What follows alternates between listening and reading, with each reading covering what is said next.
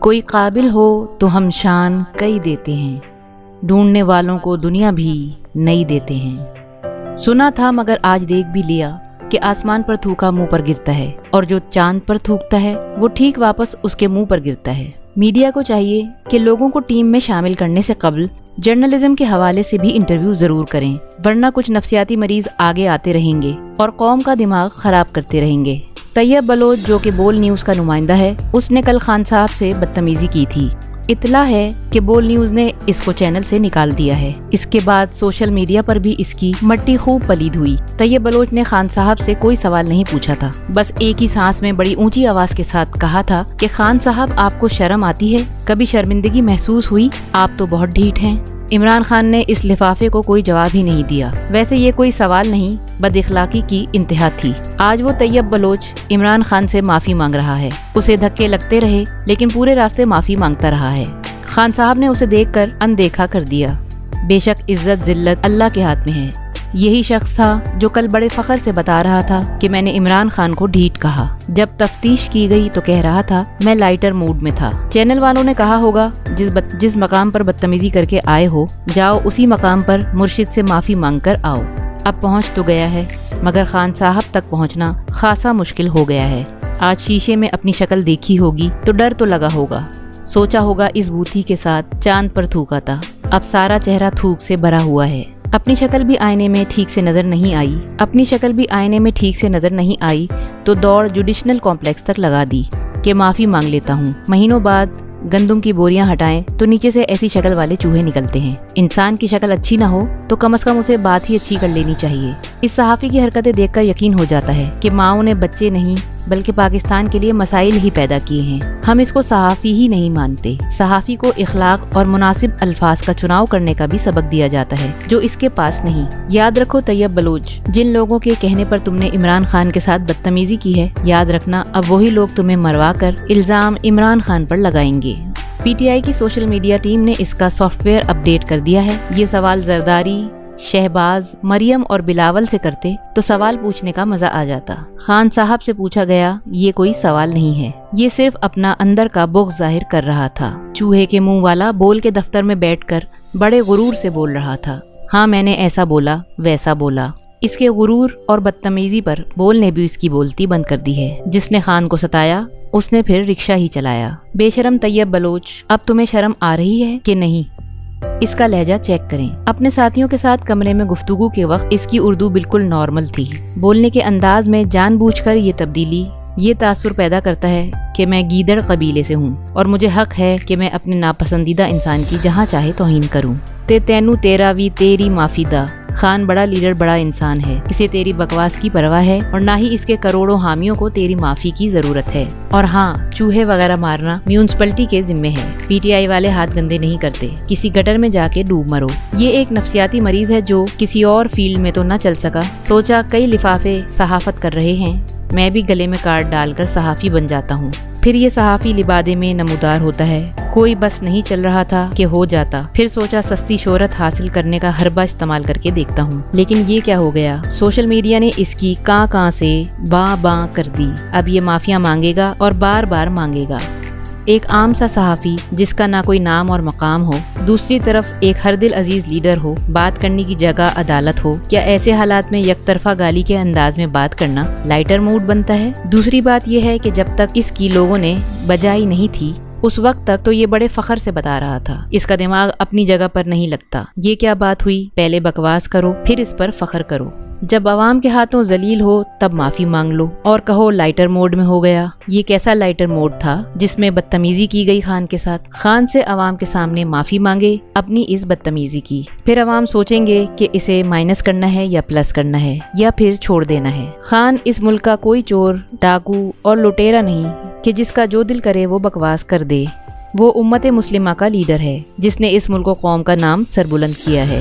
حقیقی آزادی کی جنگ کورٹ روم میں جاری ہے. یہ کیسز نہیں ہیں, یہ وار ہیں. کوئی وار ادھر سے آ رہا ہے تو کوئی وار ادھر سے آ رہا ہے. روکنے والا ہمت اور جرأت سے ڈٹا رہے گا تو وقت گزرنے کے ساتھ وار کرنے والے بھی تھک جائیں گے. سچ ہے پر کہ آج سے پہلے کبھی کسی پر اس قدر وار نہیں کیے گئے. تو کیا ہوا اتنا بڑا لیڈر اس سے پہلے پیدا بھی تو نہیں ہوا. آج تک کسی نے عوام کی جنگ نہیں لڑی. خالی صوفی ہوتا یا خالی درویش ہوتا تو جھولا اٹھا اور ایک طرف ہو جاتا, مگر منڈے میں دم تھا, صوفی بھی تھا اور حریت پسند بھی تھا. دشمن کی فوج کی طاقت بھی دیکھ رہا تھا اور اندرون اور بیرون یلغار بھی اس پر تھی. جھولا اٹھا کر ایک طرف نہیں ہو سکتا تھا کیونکہ جنگ اس کی ذاتی نہیں تھی, اس قوم کی جنگ لڑ رہا تھا جہاں آج تک بس استحصال ہی استحصال تھا. اس قوم کی جنگ کا معاملہ تھا جسے ہر طرف سے لوٹا کھسوٹا اور نوچا جا رہا تھا, جہاں کرائم ریٹ 100% کے قریب پہنچ چکا تھا. اس مظلوم قوم کی خاطر آج تک کسی نے اسٹینڈ نہیں لیا. جس نے لیا اپنا حصہ لیا اور ایک طرف ہو گیا. اس نے حقیقی آزادی دلانے سے پہلے حقیقی کا چہرہ دکھایا. اس روز جب وہ یہ جنگ پارلیمنٹ میں لڑ رہا تھا, 9 اپریل کی رات جب ساری قوم افطار کے بعد ٹی وی اسکرین پر نظریں جمائی بیٹھی تھی, اس نے کہا تھا کہ میں ہاروں گا نہیں, آپ نے گھبرانا نہیں ہے. ساری قوم امیدیں باندھ کر بیٹھی تھی کہ یہ شخص کبھی نہیں ہارے گا, مگر اس پر شب خون مارا گیا. آدھی رات کو عدالتیں کھل گئیں, سڑکوں پر قیدی وینیں دوڑنے لگیں. وہ پارلیمنٹ سے نکل گیا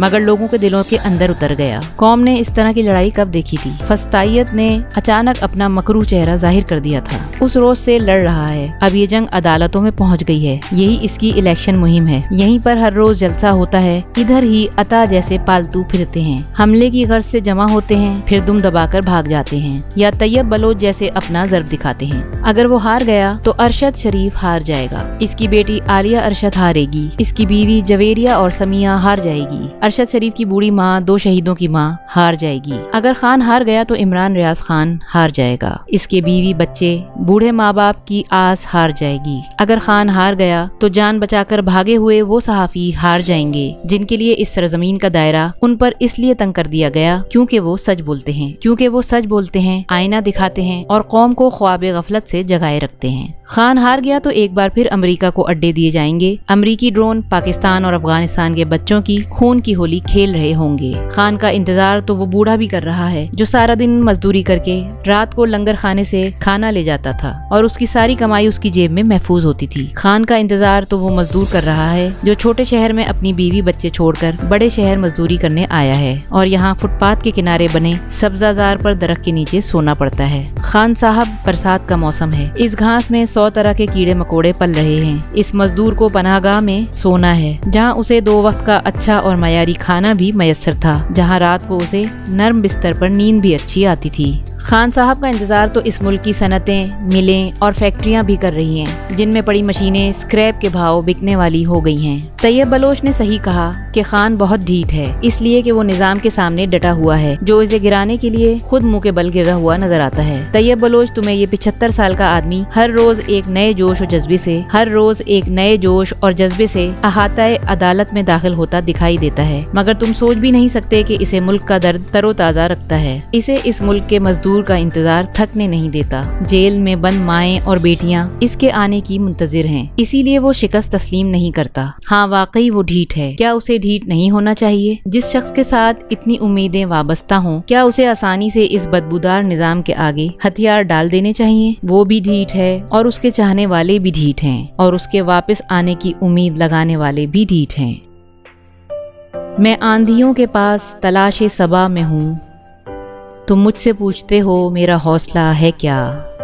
در حقیقت جو بھی پاکستان سے محبت کرتا ہے عوام اسی سے محبت کرنے لگتی ہے, اور خان تو پاکستان سے محبت کرتا ہے, اسی لیے یہ عوام بھی خان سے محبت کرتی ہے. انہوں نے خان صاحب پر جلسہ کرنے اور ٹی وی پر آنے کی پابندی لگا رکھی ہے, لیکن ان کی بدقسمتی کہ خان صاحب جہاں جاتے ہیں جلسہ ہو جاتا ہے. اب پی ڈی ایم کی چیخیں نہ نکلیں تو اور کیا ہو. آرام سے رپورٹر کو دھکے نہ دیں. یہ پاگل احساس ندامت سے چور ہے. خان صاحب سے معافی مانگنا چاہتا ہے اور اسے معافی مل بھی جائے گی. بھلا خان صاحب کون سا بادشاہ سلامت ہیں جن کی انا کو ٹھیس پہنچی ہوگی. وہ تو ایک فقیر انسان ہے جو دل میں کدورت نہیں رکھتا. طیب بلوچ کو معافی بھی مل جائے گی اگر اسے احساس ہو گیا ہے تو یہ بہت بڑی بات ہے. خان صاحب کو صحافی برادری خاص کر رپورٹرز کا بہت خیال ہے اور وہ ان کی قدر کرتے ہیں. در حقیقت جب تک آپ ایک نظریے پر ڈٹے رہتے ہیں دنیا کی کوئی بھی طاقت آپ کو شکست نہیں دے سکتی. عمران خان کو ملنے والی عزت کسی ڈیل کا نتیجہ نہیں بلکہ ان کی جد و جہد کا اعتراف اور احساس ہیں, اور یہی اعتراف و احساس عمران خان کو انشاءاللہ حکومت میں واپس لائے گا۔